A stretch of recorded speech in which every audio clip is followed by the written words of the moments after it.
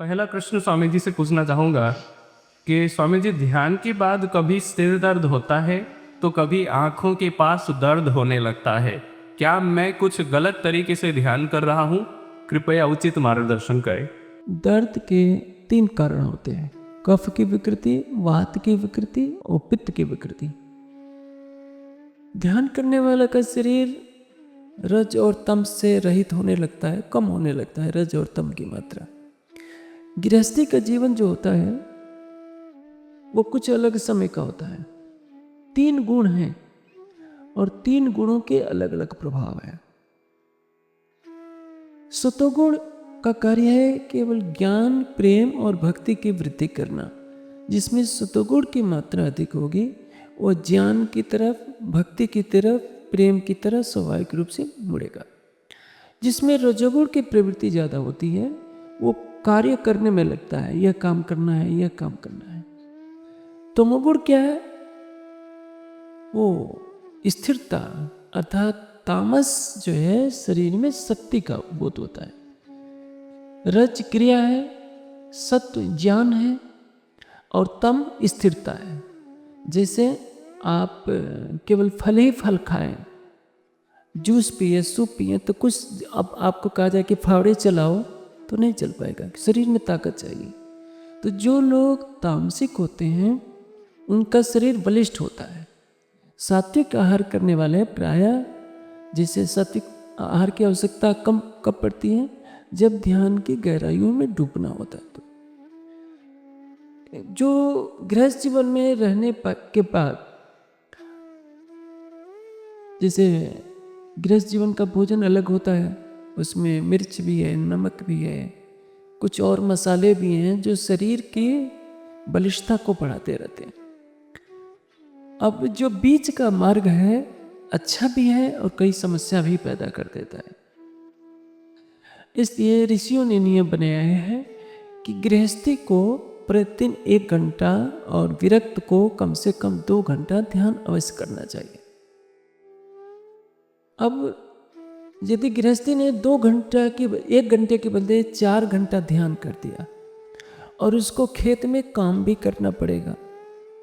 सात्विक आहार के बिना तो 4 घंटे की साधना नहीं हो सकती। 1 घंटे की साधना बहुत सरल है, 2 घंटे की साधना भी बहुत सरल है। लेकिन जब आप लंबी लंबी साधनाएं बड़े बड़े योगियों की तरह करेंगे और दिनचर्या उसके अनुसार नहीं होगी। दिनचर्या का तात्पर्य यह है कि अब आपसे ज़्यादा भारी काम नहीं हो सकता। तो कफ की मात्रा बढ़ती जाएगी। तामस तो है नहीं, तामस घटता जा रहा है। जैसे मान लीजिए कि जो ऊंचे स्तर का योगी है और संयोग से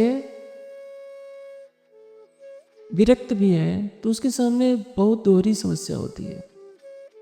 समाज में रहना कठिन होता है क्योंकि संन्यास एक ऐसा दामन है कि सगी बहन से भी मुस्कुराकर वो बात नहीं कर सकता अपरिचित लोगों में।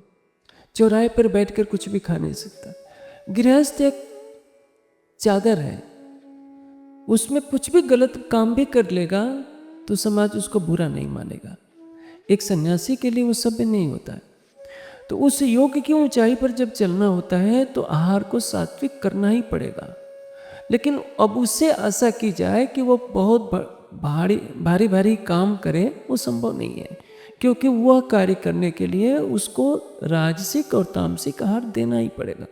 अब नमक न खाए और चाहे कि दिन भर फावड़े चलाएं, भोजन की मात्रा अपने आप कर दे तो ये नहीं हो सकता। हाँ, वो ध्यान के क्षेत्र में तो कर लेगा।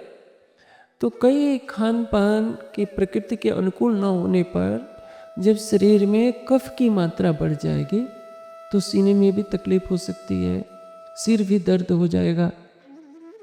क्योंकि कफ बढ़ेगा तो दर्द होना स्वाभाविक है, पित्त बढ़ेगा तो भी सिर दर्द स्वाभाविक है, और पित्त की मात्रा से, वात की मात्रा से भी ये दर्द बढ़ता जाता है। इससे घबराना नहीं चाहिए। इसलिए त्रिफला का सेवन नियमित रूप से करना चाहिए।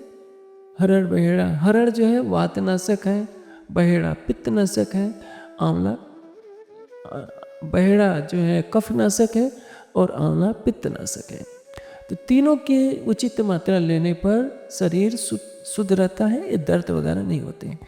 हाँ, जब आप ध्यान की गहराई में डूब जाएंगे तो कहाँ खुजलाहट हो रही है उससे तो बच जाएंगे, लेकिन भयंकर सिर की पीड़ा हो रही हो तो आप ध्यान नहीं लगा सकते। इसलिए खान पान ऐसा करना चाहिए जैसे गृहस्थी के लिए सब छूट है। खूब दही भी खा लेगा, दही कफकारक है, तो कुछ मिर्च की सब्जी भी खा लेगा, कोई उसको रोका टोका टोकी करने वाला नहीं, उसके शरीर में रोग होगा ही नहीं, क्योंकि वो रजोगुण और तमोगुण का भी आहार ले रहा है। योगी के लिए रजोगुण और तमोगुण वर्जित है, तो वह रजोगुणी और तमोगुणी आहार करेगा तो प्रथम श्रेणी का, द्वितीय श्रेणी का योगी नहीं बनेगा, वो थर्ड क्लास का हो रह जाएगा। तो जो इसलिए उसको ध्यान में रखना होता है कि प्राणायाम के द्वारा, जैसे शरीर में कफ की प्रवृत्ति बढ़ रही है तो सूर्यभेदी प्राणायाम करें, पित्त की प्रवृत्ति बढ़ रही है तो चंद्रभेदी प्राणायाम करें, और वात की प्रवृत्ति बढ़ रही है तो कपालभाति करें। आहार की सात्विकता को बनाए रखते हुए प्राणायाम के द्वारा कफवात पित्त और त्रिफला के द्वारा कफवात पित्त का समन करेंगे, तभी अस्थायी इलाज होगा। आप सोचेंगे पैरासीटामोल की गोली खा लेंगे उस दिन तो ठीक हो जाएगा, लेकिन वही गोली का ज़्यादा प्रयोग आपके लीवर के लिए हानिकारक होगा। इसलिए ध्यान करने वाले अभ्यासी को खान पान रहन सहन पर विशेष ध्यान रखने की आवश्यकता है। भोजन की मात्रा सीमित होनी चाहिए। गृहस्थ को शारीरिक परिश्रम ज़्यादा करना होता है तो उसकी नकल नहीं करनी चाहिए।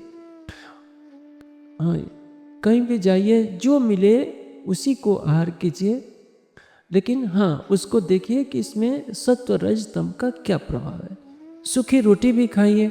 कहीं भी आप जाकर ये फरमाइश करेंगे कि हमारे लिए केवल फल लाओ, हमारे लिए केवल ड्राई फ्रूट लाओ, हमारे लिए ये लाओ, तो क्या होगा, इससे समाज में बदनामी होगी।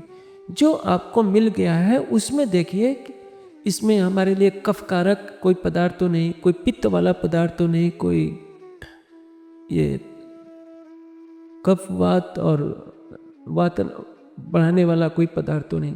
जैसे मैंने देखा है कई बार महात्मा लोगों को कि दूध के शौकीन होते हैं, तो ये नहीं देखेंगे कि दूध किसका है, और रात को यदि 3 गिलास भैंस का गर्म गर्म दूध पिएंगे तो वो तामसिक करेगा ही, कहलाने के लिए वो दूध है। इससे गाय का दूध हो, धारोस्ल की तरह हो, हल्का गुनगुना हो, धीरे धीरे करके मात्रा में सेवन करना बहुत जरूरी है। यदि खान पान में अशुद्धि करेंगे तो शरीर रोगी हो जाएगा। गृहस्थ का कम रोगी होगा, महात्मा का ज़्यादा रोगी होगा, क्योंकि गृहस्थ को अपनी विकृतियों को छुपाने के लिए कई साधन है, महात्मा के लिए नहीं है। कि उसकी चादर पर जैसे एक काला तिल आ जाए तो दिख जाता है, कहेंगे कि देखो ये महात्मा होकर ऐसा कर रहा है। तो जो गृहस्थ जीवन में रहते हैं उनको गृहस्थ जीवन के उत्तरदायित्वों को निभाना पड़ता है। उनके लिए 1 घंटा 2 घंटे की साधना बहुत है, 3 घंटा कर लेते हैं प्रतिदिन तो भी बहुत है, लेकिन 3 घंटा बढ़िया से करें। हाँ, महात्मा को जो विषधारी हैं उनके लिए तो 4 घंटा होना चाहिए। 4 घंटा नहीं होता है तो 3 घंटा, नहीं तो हर स्थिति में तो 2 घंटा ध्यान करना ही चाहिए। खान पान पर ध्यान करना पड़ेगा, क्योंकि जो कसाय वस्त्रधारी हैं, विरक्त महात्मा हैं, उनको ब्रह्मचर्य के नियमों का पालन करता होता है। गृहस्थ के लिए ये सब कोई बंधन नहीं है। तो युग काल की परिस्थितियों के अनुसार हमें अपने नियमों को हेर फेर करना चाहिए। कोई एक अस्थायी नियम नहीं लागू किया जा सकता कि बस यही करना है। अधिक जानकारी हेतु हमारी वेबसाइट www.spjin.org पर आएं और हमारे YouTube चैनल को सब्सक्राइब करें। धन्यवाद।